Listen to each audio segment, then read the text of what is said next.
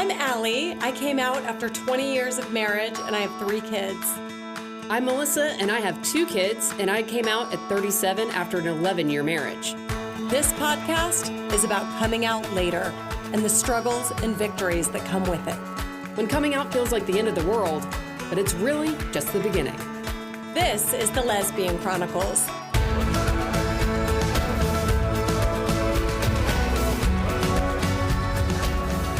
I'm giving you a chance. Welcome to the Lesbian Chronicles. Oh, there you go. And then my dog's honking in the background. Okay, welcome to the Lesbian Chronicles. Did I not give it enough oomph? Yeah, no, you did great. I'm sure we're going to get 20 emails that you did it better, that they wish you would just do it. I don't know if you saw this email or not, but you know how we mentioned on the last episode about the possibility of like wiping out those early episodes with the really what'd you learn? bomb audio?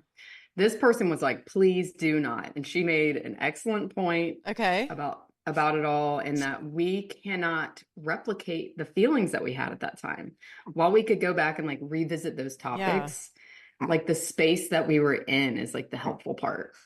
Okay. You know, because we were very fresh coming out at that time. Fragile. Do you ever like, sometimes I'll go back to revisit an episode. Like if it comes up for me, like somebody will say something like, you have to listen to this or listen to this part of this episode, I'll go back. But when they go really far back, like it gives me anxiety to listen. This happened to me just the other day. Yeah. Oh my God. I'm like, I don't want to revisit that shit.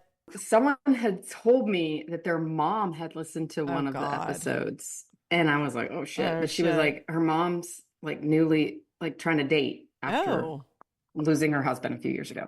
Basically, her mom like listened to it and was like, you know what? I should date again. Of course. And so she's like gotten back out there. So I like wanted to know what I said, and I went back and listened to it, but I was definitely like, oh God, what am I going to hear? Yeah. But what's funny is I was like saying a lot of the same things about like, don't use someone else to heal and that kind of stuff. And I'm like, I've been saying this since 2019. Why does this keep happening to me? Yeah. But you don't necessarily do it. You just have had it. No, I'm saying like it's happened.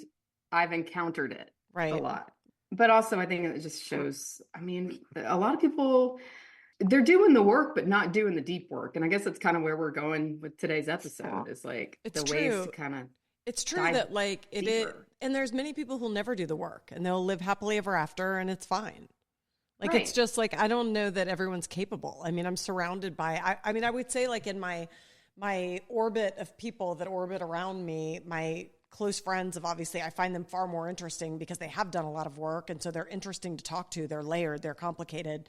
They have, you know, they can explain a lot of reasons why they are the way they are. But I have a whole nother section of people that orbit me that I'll never do anything. I mean, they'll just go through their life. They'll have shit happen. They'll talk to their buddy and they'll move on. Absolutely. So and I don't know. And yet you're right. It's like, you know, some people can live in that, you know, the ignorance is bliss kind of state.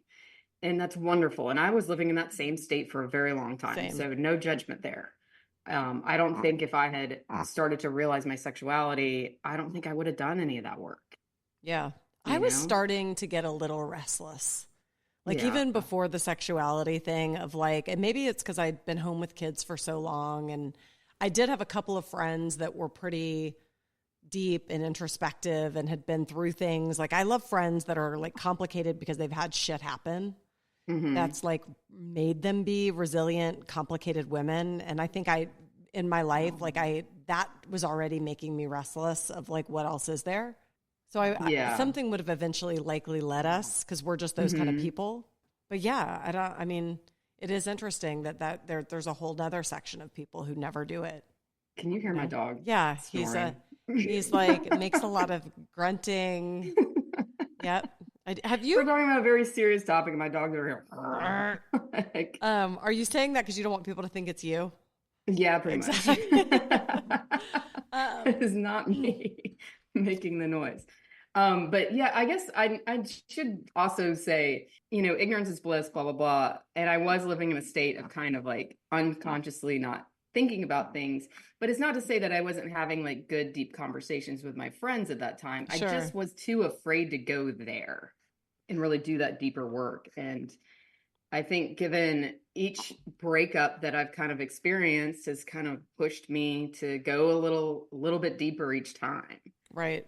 And when you get there, you do sort of like, I'll have interesting conversations now with people where it's like they're on the precipice of saying something, like they say something that's actually really profound, but then probably nobody asked the next question that makes them kind of then reflect on that and go a little deeper. I tend to then ask the next question, and then sometimes you watch them squirm a little bit. But like once they start to unravel it, you see people just like lighten up. It's like, it is like such a gift to just like say the thing. Like, who cares? Like, to me, it's like we're all just trying to get by here.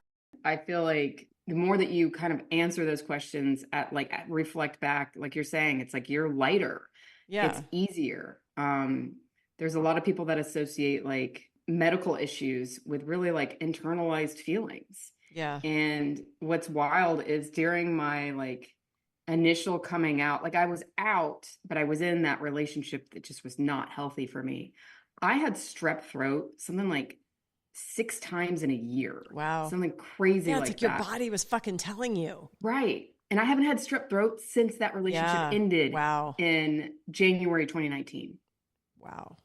So it's like you may not even realize these things. Like if you're having some kind of ailment, it could just be that you're carrying too much like within yourself, and it's like impacts your health. Look, I mean, I just recently noted that, and this is again, like this might be oversharing, but I, at the end of my relationship, got on anti-anxiety medicine, like a low dose, like not a big deal, but I was having a lot of anxiety. I was like, just, I don't know that I wasn't sleeping well. I just, like, all kinds of things were happening, but obviously it was a stressful time for me. It was a horrible time for me.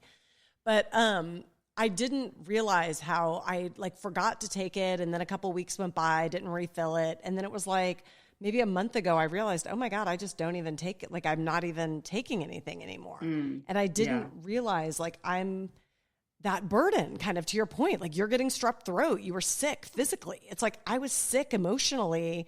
And I don't think you could always like realize that until you're out of the sickness. And then you're like, oh my God, like I feel different now. Like I feel less cloudy. I'm getting less sleep now for more fun reasons. Like it's exactly. Like I'm not, and I'm okay. Like I don't feel sad. I don't feel burdened. I don't feel just like I'm trudging through anymore. I don't feel anxious about anything really. Right. So I think sometimes you don't know until you like let it go. And then you're like, oh wow, that was heavy. Yeah. And sometimes you need those like medications to kind of bridge you through that time. Totally. Yeah, I think that's really true. Sometimes saying the thing out loud, though, I guess is the point is like if you're, in conversation or like having a dinner party, as we do oftentimes, like it's so fun to like really get into people's stuff because it lightens them up, but it also is typically a moment of like, oh my God, same. Like I totally relate to that. This happened. Well, and it kind of circles to what we're talking about today. In that a lot of the times it's something that I see on TikTok or Instagram, or like we send to each other. You sent me this clip the other day on Instagram and it was just like, God damn, like, yes, that speaks so much to me. And it sparks so much in you. Like it sparks you to go deeper. It does. And to make those connections. And I think that's such a big key is once you make those connections and you can be like, I feel like this because this happened in my past. It's really not attached to this other person where it's currently happening. Right. It's what happened in the past that I haven't overcome or reckoned with. It's very, very true. You want to play the clip now? Yeah, I'll play the clip. In our adult relationships, we unconsciously seek out someone who reminds us of that original point of injury in an attempt to rewrite the story. Now, none of this is conscious, but I pick out someone, like, let's say I had a really challenging relationship with my mother and I felt really rejected by her. And I felt like, she just never saw me in the way that I longed to be seen. I will unconsciously choose someone who recreates that feeling within me. Someone who I always feel like I'm struggling to get them to see me, who I feel consistently rejected by. And if I can just get this person to love me, then that means I was worthy of love all along, right? And the difficult thing is, I can't get there from there. And so as long as I need someone else to give me that thing, which I am meant to go back for my inner child and hold space for her within myself, I'm going to live in that space of resentment forever and right? Ever. And the thing is that's so fascinating, once you do the work of going back for that little kiddo, nothing feels personal. It really doesn't. It doesn't feel personal in terms of your parent. It doesn't feel personal in terms of your partner, whoever it is. You might make different choices to the point you were making before. You might say, oh yeah, no, this is like, I actually don't need this dynamic anymore because I've sort of understood where it comes from. So there you have it. And that was not Allie reacting. No, do you guys, but when I first listened to it, even I thought she sounded like me. Really? Yeah, when she's like, yes. Like, I'm like, oh my God, that girl totally sounds my same voice. She's my voice doppelganger. Really? It's so true. Or we could just tell everyone. I've listened to it a few times. We could tell everyone I interviewed her. Exactly. Right, exactly. So we'll link that clip in the show notes on the podcast where we put links and stuff like that. So if you want to go check out that creator, please do, because she obviously has some great things to say. But that is so true. And it's something that, again, a connection I just made recently, that I really started to peel back the layers of like where my relationship was going, and that like giving her that space that she was asking for, but also waiting for her to choose me. Yep. And it's like, at the end of the day, I had to realize, like, even if she does choose me, it doesn't solve the things that happened when I was a kid. No. And I do want to asterisk this, and I've said this a few times on the podcast, because I, in the early episodes, I would say about my childhood, like, mine was fine. Everything was fine. Right. And that's true. Everything I needed was given to me. We didn't have like any kind of food instability, shelter instability, none of that. But like, my parents weren't super emotionally available. That's something I didn't realize for a long time. And that's not on them. That's how they grew up, you know, and it's something I'm repairing with how I parent my kids. Yep. But it's the reality of how I grew up, was feeling like my emotional needs were not met. I was not chosen. There was other things that took priority. I wasn't seen by my mom as the person that I truly was deep down, and kind of poked fun at and whatnot for wearing boy clothes and just kind of being who I was, right? Not knowing any different. No. And I think you can kind of say the same thing about your childhood. Yeah, I definitely could. So say though more, take it one step further. So you have the childhood, you feel rejected on some level, and then you go on to pick somebody to date, a partner, a person who, in her words, like replicates that scenario so that you can like relive that battle and win the battle. And therefore now you're victorious over this problem, I think is what goes, that's like, right. Deeper, would you say that did translate then into your relationships? Absolutely. And I guess there's another layer to my childhood that I should add, and that I grew up, I started doing acting and modeling when I was 8 years old. I got into the pageant system at 9 years old. And I did all that until I was about 21. And there's a lot of rejection in that industry. Oh, yeah. Sure, I'm like landing roles here and there. I'm winning pageants, placing, winning photogenic, and then not winning the pageant. But it's like those, as much as I could handle it at the time, I think it really did create some sort of insecurity within me. I shouldn't say I know it did. But I would always kind of like let it roll off my back at the time. But then, yes, I went on to choose people, or they chose me. I guess I should say that's how I feel in a lot of these relationships. They chose me. Even with my high school boyfriend, who apparently has listened, hey, he was making me feel like there was other people that I had to compete with to be chosen by him. Yeah.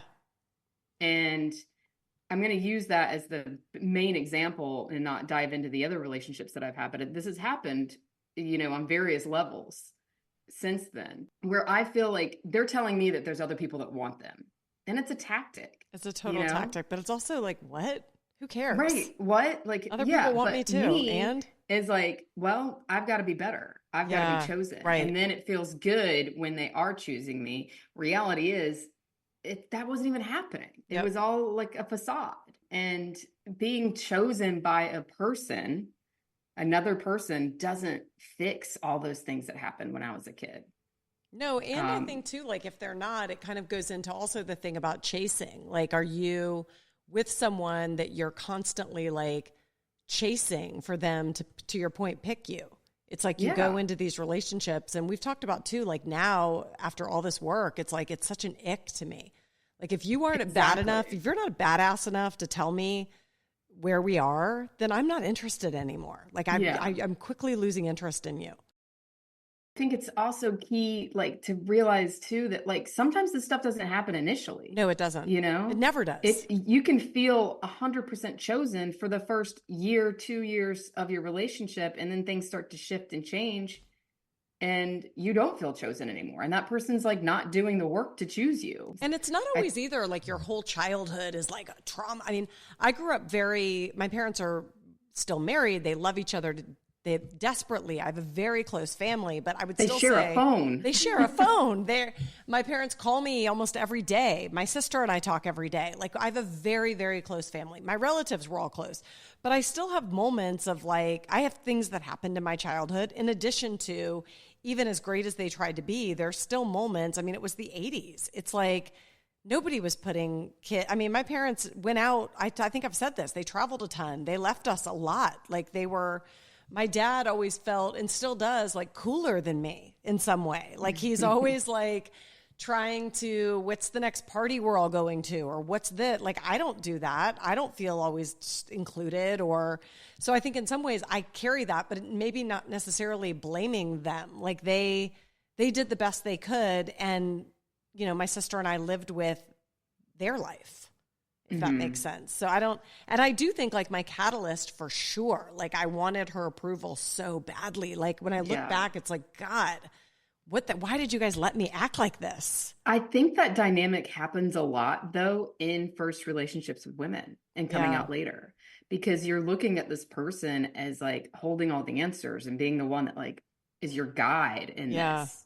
It's like going to hike Everest and like following this other person's lead who's really kind of life or death in that moment. And they have their own shit. And they've got their own shit to carry. Yeah, it's so true. But I think I did want her approval so badly. It's like I needed her to want me. I needed her to pick me. And it felt like do or die. Like I'm going to leave this marriage for her. And if it doesn't work out with her, it's the end of all ends. Yeah. And I think that is so scary and dangerous, really. And like, I know that now you can kind of take a step back and realize like, no, there's plenty of other people out there. But I totally relate to feeling that way in that moment of like, if this ends, I'm alone. And then what? And nothing's better. And yeah. And it's so not true. And again, a lot of the times it's just that person making themselves seem like they're better, like they're getting hit on all the time. That was another tactic that was used with someone that I dated, like that they couldn't walk into like a lesbian establishment without just being like bombarded by people hitting on them. Oh my God. What? And it's like, fucking leave. It's not only that, but like what I want to say to people like that is, listen up. It's such a flex not to say the thing. It's such a flex. Like just walk in and quietly walk in. Like, what are you doing? It's also not happening. It's also not happening. So it's like women are not just clawing at the bit to get to some new fresh meat that just walked in the door. It doesn't exist. Like those lesbians are super shy. They're gonna like wait a long time to approach you and have to like get pep talk from their friends first. Yeah, you know? That doesn't amuse me at all. Like that would be a huge red flag. But I was coming from such a naive space of like, well, I've never been to a lesbian bar. Yeah. You know? Yeah. I don't know what happens there. Right. It's all a facade. It's all a facade, but it is like you recognize now, it's like you go through a few of these relationships and then you get into one where people are like brutally honest about the way they feel. And there's something so sexy, cool, like smart, like, I don't know, like you feel their emotional intelligence when they're so confident that they can just be like, yeah, I really like you. I want this. I want that. Like, to me, it's like, that's the new hot. Versus this, like, yeah, I walk into a bar and the music stops and everybody's looking at me. I mean, get out of here. Right. Like, what? Ugh. But I wonder too, it's like when you're first coming out, do you, like, you're kind of in a weak position. So maybe you are more susceptible to fall for that kind of chase. I really think so. Yeah. And I think that's one of the things, or one of our goals through the podcast, is to kind of educate people. Like, if someone's acting like that, they're not it. Like, no. It's such a red flag. Yeah. And if they're acting like they need to control your process of coming out, like any of that, or threatening to leave, if that's a big one for me. all of that stuff. Like, but also controlling your process about coming out, I think is really noteworthy, because I think that was a big piece of my coming out, was like there was so much control over how it was going to look, how it was going to look with my ex-husband, how it was going to look with the friendships, you know, what information was just how it was came out. Like, I don't know, like I do feel like that's weird. Like that's a red flag. Like why it should be your process. Yeah. You know, and doing the work. Absolutely. Talk about the inner child part that she talks about. Oh yeah. I am glad that she included that in there, because there's so much, I guess it's like, you know, to relate your childhood to a current romantic relationship or past romantic relationships, there's something in it that kind of feels like a little incestuous. So Yeah, I think a lot of people Yeah. don't link those, but I think it's like, you need to take that part out. Yep. Kind of like what she's saying, you're relating it back to those first experiences with what love is. And that as a kid, your first experience with love is your parent-child relationship. Yep.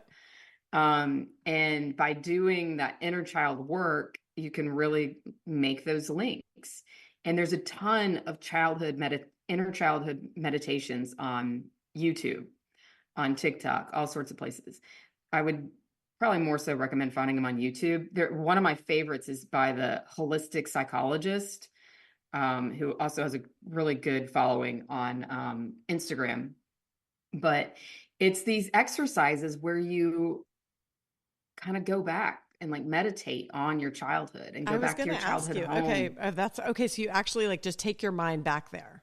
Yeah. Okay. Like you got to sit in quiet, you know, kind of close your eyes, all that stuff.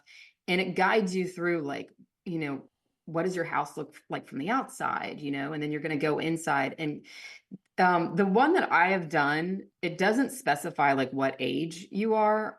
But in my head, I think it was around like 5. But you're supposed to go in and like kind of picture what each room looks like, where every member of your family is, what they're doing, if you have any interactions with them, that sort of thing. And then go and find your inner child. What are you doing at the time? And take them and leave the house. Wow. Okay. And like I said, I've done it once. I was imagining myself as like a 5-year-old, but I want to go back and do it at like a bunch of different ages. Yeah. Because I think there's work to do with so many different ages. Even if I can kind of go back to being a 3-year-old, a 10-year-old, a 12-year-old, 13, like on up to 17, and kind of like go back and rescue that kid where they're not being seen in each of those scenarios.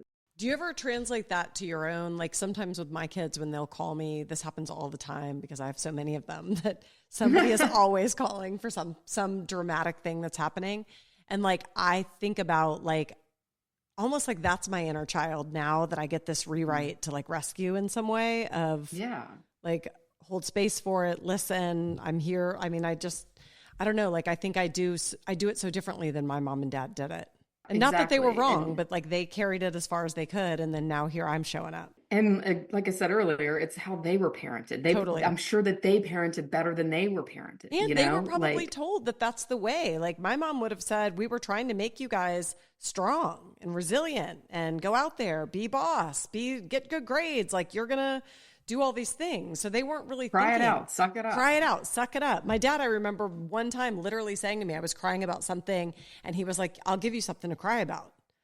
Yeah. Like I remember hearing that, and it was like this thing that felt hard to me. I don't remember what it was, but I guess that was kind of the way back then. And I think my parents did a great job. Like I'm not insulting them. I'm just saying nobody goes, my kids are going to have things to say about me. For sure. Exactly. 1,000%. But I do actively try to keep in mind, and this is another thing where I'm like grateful that I like came out and I got to like do all this inner work, because I do think it makes me a better parent. I think I'm a far better parent than I would have been had I stayed married. Same. And like, I try to be attentive to them in a way that I never felt. I also try to like kind of teach them too, like little bits and pieces on how to be an adult, not like full on, but you know, we're taking responsibility for ourselves. We're cleaning up after ourselves, that kind of stuff. But like, Sometimes it's hard. Like I took them to the Titanic exhibit the other day, which was more so for me than them. Yeah, They're like, that's okay. kind of interested in Titanic, but not to like my degree. But like I'm in there and I'm wanting to read everything. Yeah. And Brecken's constantly like, "Hey mom, look at this. Hey mom, look at this." And I'm like, "Dude, like hold on. Like I'm getting kind of short." Yeah. Yeah. And I'm like, later on, I felt bad because I'm just like, oh, like I didn't want him to feel shut down in that moment. But also, I want to read this shit. Yeah. Yeah. But I think that's fair. Yeah, like exactly. You have to figure out the balance, and like I guess teaching him that too. Like sometimes you got to be patient, that it's not about you. Right. Exactly. And that's just it. He's a 10-year-old little boy. Yeah. Who's learning. Well, how would you say, I was talking to somebody the other day and I was saying how like, I feel like too, after all this, like I'm going to be a better partner than I've ever been, because I feel like I'm finally, I don't know, like something has happened to me in the last year that I'm just like, I feel like I've grown up a lot. Like I've evolved a lot. Like my perspectives on things have shifted a ton. I see the other person's side more easily now. I'm not right all the time. like I'm definitely like, I don't know, like I feel myself getting healthier. And I think about like sometimes the partner I'm going to be next, and she's a good one. I must say. I love that. Say how do you see that? I definitely see that in you, by the way. Like, I think you've been able to take a lot of the lessons that you had and kind of like putting them forward into what you're doing now, and you're not jumping into a new relationship right away. Like you're being really conscious about what you're doing. And I think I'm doing the same. Right. Like I'm not fearful that if I don't take immediate action and like commit to this next person, that it's going to go away. Yeah, because you have faith that it's going to be here if it's the right thing. Yeah. Right. That's if it's the right thing, it's going to work out. Yeah. And I don't feel like that clinging. I'm also feeling like I'm choosing someone who is different than I would have chosen before, because all that stuff about making me feel like there's someone else, like, on the outskirts that I need to be threatened by or worried about is not there. Yeah. The lifeboats aren't there. I don't feel that at all. Right. And lifeboats, for anyone who doesn't know, it's when like if you ever know people who they might be in a committed relationship, but they have these other kind of just in the background kind of people that are potential interests for them down the road. They're not cheating on you, but they're kind of just like keep these people thinking maybe down and it the road. Just be like a low-key friendship. A low-key friendship like, with a little something. Yeah. If something blows up, this is my first phone call. You're right. Exactly. It's the lifeline. It's a lifeline. Who wants to be a millionaire? We call them lifeboats. And, but yeah, so to me, it's like when you get to be a total badass, like you're just like, I'm so good with me. You don't even need lifeboats, because it's like the lifeboats are going to be there whether I need them or not. Like I don't have to cultivate a lifeboat. I'm my lifeboat. And kind of like to your point in that, you're going to be a better partner. I'm the same way. It's like, I know I was a really good, loyal partner in my past relationship. Right. I know I'm going to be even better this go round. It's like, I can be more present in what I'm doing. I can also honor the space of where I'm at and that I need to heal and I need to focus on that part too. When do I'm you not think fully healed? Yeah. Say more about that. Like, how do you know when you are, and how do you know, like, what does that look like to be healed versus to be in transition? Like fully healed. That's just it. I think no matter what, there's going to be triggers that are going to come up with me. Me too. But it's like how I recognize those triggers and how I move forward with them and how I inform my partner on how I'm feeling, and I don't just pull back. Oh my God, that's such a big one. Get quiet. Say more about that, because that to me is huge. I think so often when we are having like some kind of like triggering moment or something in us is being sparked, our instinct is to be quiet and to go inward or run. Yeah. But I think if you can tell your person that you're seeing, even if it's not serious, like, hey, I'm just feeling kind of off right now. Like, I know that probably you might be able to feel it, but it has nothing to do with you. This is just shit I'm dealing with.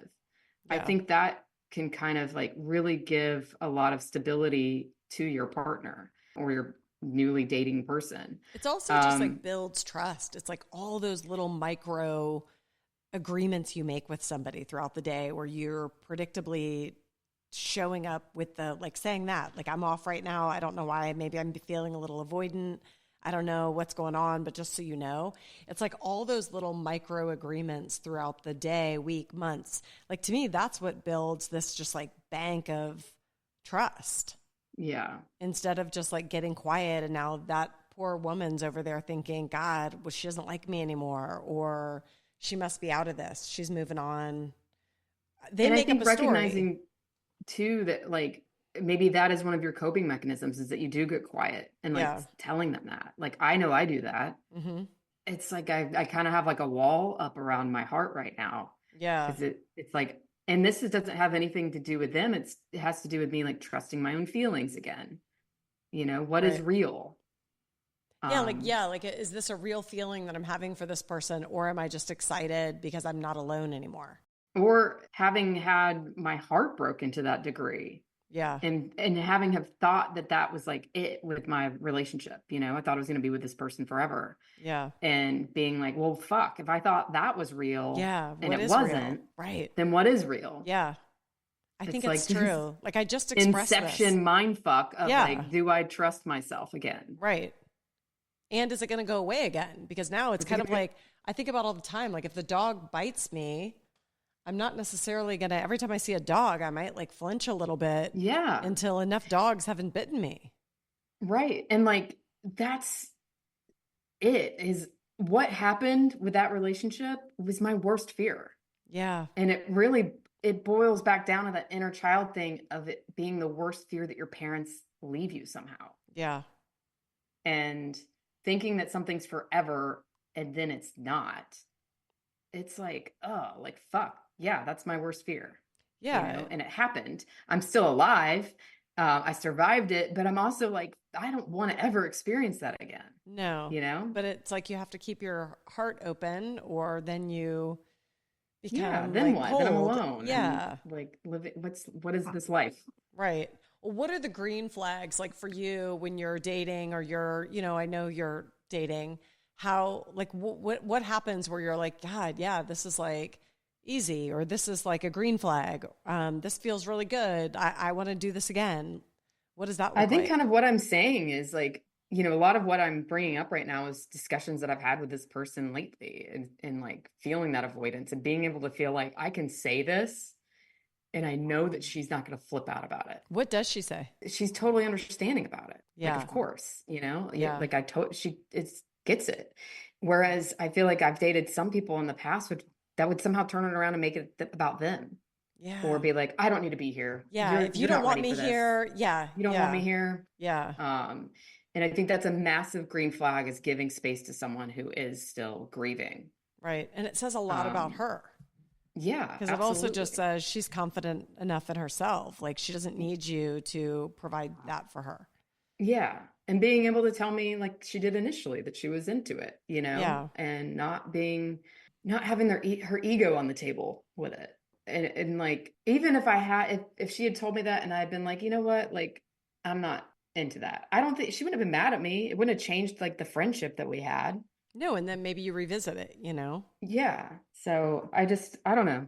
What about you? What would you say some green flags have been lately? Same thing. Like, I think when people don't, like, I've been able to communicate that a couple times where I'm like, look, I don't know. I'm just feeling like a little nervous. I think I'm feeling like my last relationship, like it felt very fast. And then it was just like, all of a sudden they're living with me. I mean, that's how I feel. Mm-hmm. Do you remember that? It was like, I woke 100%. up and she's living there with her son. I remember one day walking downstairs and being like, oh my God, like, what happened? Yeah. I just moved in here. Like, you guys just met like a couple months ago. And I really cared. I liked her. Like, I wasn't. Yeah, you were into it. I was way into sure. it. So I know if she ever heard this, she'd be like, you wanted us to move in. She's right. Absolutely. I did. Yes. Let the record show. Yes, I wanted that. Allie wanted this to happen. I wanted it to happen 100%. But I think hindsight, you know, the things that weren't happening at that time that probably should have been processed and said totally before making a big decision. Right. And so here we are, and life goes on. And so now in my current dating scenario, it comes up for me sometimes where I'll just say, I think I have that playing in my head. I thought that was the thing, and then I realized it wasn't. These are the things I know I want in a partner. Like, I'm so clear on what I want now. is the other thing. Like, I know exactly the kind of person that I will thrive with. And I think that's, you know, not just, I'm dating someone right now who's not my typical, kind of to your point. But I don't have a ton because I'm always in these like long-term things. But I think that I know exactly what I want. And I think to me, it feels very comfortable when someone provides, kind of to your point, the safety of I can say what I want and they're not going to freak out. I mean, this girl will just be like, laugh at me, like, whatever. Okay. tell me when you feel better. I mean, it's just like such a non-event. Like it's making it a non-event for me. And because it's like, of course you have these feelings. Yeah, you should have these like, feelings. You're not a monster. Exactly. Yeah. If you didn't, like, Jesus. And I think that's just it. Like, expecting someone who has a past relationship that they're still kind of recovering from, or that still comes up for them no matter how long it's been, like giving that person space to feel those feelings and not making them feel like they should be over it by now. Yeah. Is huge. Yeah. That comes up a lot too, is like, there's no timeline. There's no, just be in it and let's have fun, and not like, I feel no pressure. Any pressure I feel, I'm putting on myself, and I'm working on that, but it's not being given to me like it would have been in the past. I do feel a little bit more of like the ability now to like live in the moment and not have answers. Okay. Yeah. That's hard for me, but I do too. Like, I'm trying for that. I mean, that's really kind of what became of my last relationship, was like, we hit that year mark and it was kind of like, where's this going? You know, what are we doing here? What's our next step? Right. And I do regret kind of feeling like, not feeling that way, but kind of putting so much pressure on making a decision at that time. Like, why couldn't we just fucking be? Yeah. Like, we're both happy. You know? Like, what are we doing? Yeah. But like, what do you think it is? Like, as you say that, I'm thinking about how, like, why does it ever, I'm starting to think I would love to get married again someday. Like, I never thought I would want that. I thought I would always just like have a long-term partner. I might even want that. Like, I'm curious around though, like how do you see that? Like, how does it translate to, oh, we're dating and I don't have to put any pressure on myself, to, you know what, I do want this and I want it all the time. I want to wake up with you. I want to go to bed with you. I want this. I mean, I think that's still on the table for me. But I think looking at it from the timeline of how I used to look at things is different, you know. It kind of, like I said, that year mark, and being like, even though we had talked about moving in prior to that, so that's why it was coming up so much for me, at least. I'm like, we already talked about this. I remember that. I remember you were just like, we were supposed to be living together right now. Yeah. And like, I didn't necessarily want to be doing it at that year mark, but I at least wanted at the year mark to be making a plan, like, okay, in 6 months, in a year, like, this is how things are going to look. Yeah. But it just wasn't able to be said anymore. And it was just kind of like a shift in that, what are we doing? And did you feel also like you couldn't bring it up? Like, it was like not comfortable it was like to say. triggering. And that's fine. And sometimes people don't know how they're feeling in the moment. And I totally get that. Right. So I think that's what was happening at that time, was not being able to process what the feelings were. But I want to, like, before I get to that point, before I get to that year mark, have it just like, we're doing what we're doing and it's going to fall in place. And when it feels right, it'll all work out the way it's supposed to, because just because we're dating now doesn't mean it's forever. No. Like, that's fine. It could just be serving us during this time. Right. Right. Does that bother you? Like, sometimes, like, I think, like, this is more, again, my work, but it's like, it bothers me I still feel that sense of like, I do want to I want a partner. Like, I want to right. do, I mean, I don't ultimate goal. Yes. I want a partner. 100%. Like, I do want that forever thing, for sure. Do you ever feel like you're wasting? It's like, not that you're not now, you're doing it exactly how you should be doing it. But it's like, do you see yourself like, oh, wow, if this isn't my forever person, I don't want to waste any time with this? Or is it like, I can still just have fun? No, I used to, no, because it could be. Yeah. You know? Yeah. I wouldn't be, if the potential wasn't there, I wouldn't be where I am right now. Yeah, that's how I feel. So, yeah. And you don't know. It's one of those things that I've kind of realized, like, I think we have this like romantic sense in our head of like the love story of like, oh, you meet someone and you just fucking know within like a couple of weeks, a couple of months, this is it. And this is who I want to be with. I don't look at it that way anymore.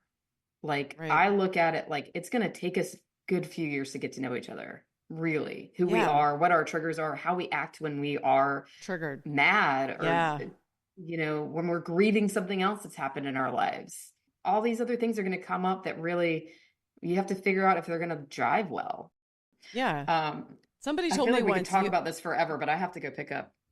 I have to go be a parent, a good parent, and not trigger my son or leave him with some. I know sort of you don't want him writing in his memoir that. Yeah, you have to. He is always the last one to be picked up, pretty much, though. Oh, don't worry. Reed always lets me know he was last. I mean, I'm saving myself time by not waiting in that stupid freaking line. I know, it's so annoying. Trust me. I do it and every day. I have it timed out. I live like 5 minutes from the school, so. Yeah, I don't have my little Owen anymore to do the driving. I know. Oh, that's. Oh, you're bringing up all my trauma. I know. I'm triggering you. You are. All right, my friend. Well, then I better let you get to carpool. And I'll see you this weekend. Yay, I know. Lake weekend. I'm excited. Yes, I know. We're going to get after it. Yes, for real. For real. In multiple ways. All right. Bye, my friend. Want to support the Lesbian Chronicles podcast? Rate us and write a review on Apple Podcasts or Spotify. We love listener feedback. If you'd like to share your story, email us at melissaandallie@gmail.com. That's Melissa, MELISA, and Allie, ALLI, @gmail.com. Or follow us on Instagram at Lesbian Chronicles.